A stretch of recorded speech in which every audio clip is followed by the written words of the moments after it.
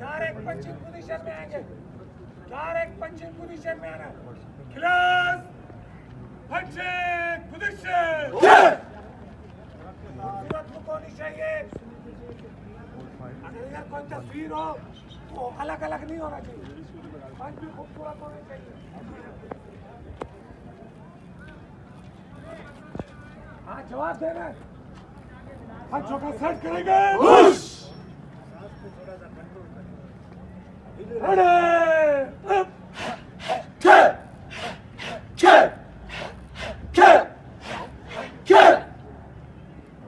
Glass का set करेंगे।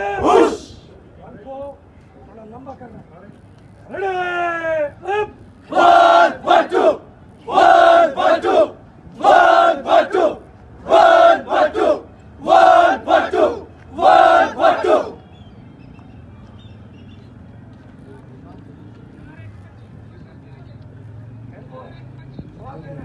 Elbow stack करेंगे। पुश नजर आनी चाहिए। Ready up 1 2